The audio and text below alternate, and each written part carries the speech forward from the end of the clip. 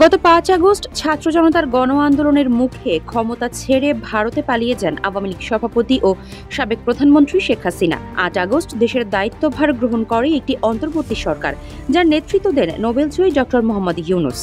হাসিনা ভারতে আশ্রয় নেবার পর থেকেই দুই দেশের মধ্যে খানিকটা সম্পর্কের অবনতি ঘটে।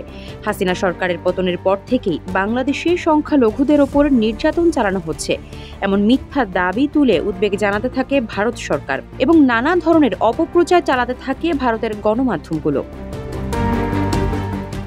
এরই মাঝে বাংলাদেশের সম্মিলিত সনাতনী জাগরণ জোটের মুখপাত্র ও ইসকনের সংগঠক চিন্ময় কৃষ্ণদাস ইস্যুতে বাংলাদেশ ভারত উত্তেজনা ওঠে চরমে। চিন্ময় ইস্যুতে ভারতের আগরতলায় বাংলাদেশের সহকারী হাইকমিশনে হামলা ও ভাঙচুর চালানো হয়। ত্রিপুরেশ্বরী সনাতন মঞ্চ নামে একটি হিন্দুত্ববাদী সংগঠনের সমর্থকরা সোমবার দুপুরে আগরতলায় বাংলাদেশের সহকারী হাইকমিশনে হামলা চালায়। এ সময় বাংলাদেশের জাতীয় পতাকা নামিয়ে ছিঁড়ে ফেলা হয়, আগুন দেওয়া হয় হাইকমিশনের সাইনবোর্ডে।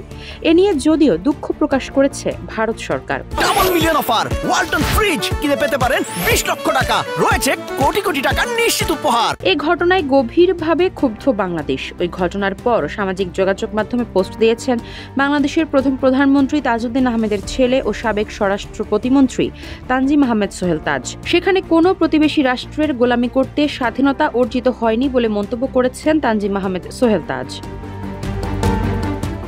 মঙ্গলবার দুপুরে নিজের ভেরিফাইড ফেসবুক পেজে দেওয়া এক স্ট্যাটাসে এমন মন্তব্য করেন তিনি। সোহেল তাজ বলেন, বিজয়ের মাস ডিসেম্বর।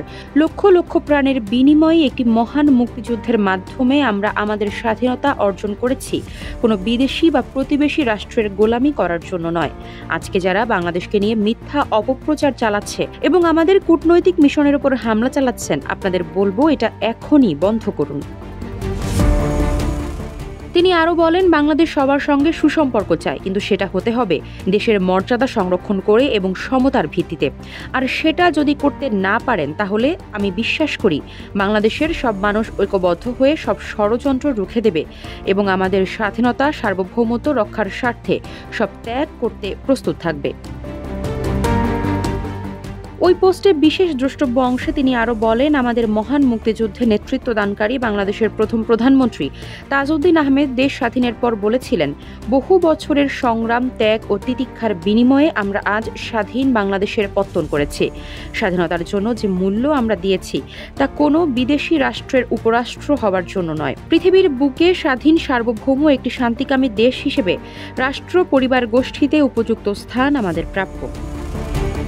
আফসারা নাজ, নিউজ ডেস্ক, ইত্তেফাক।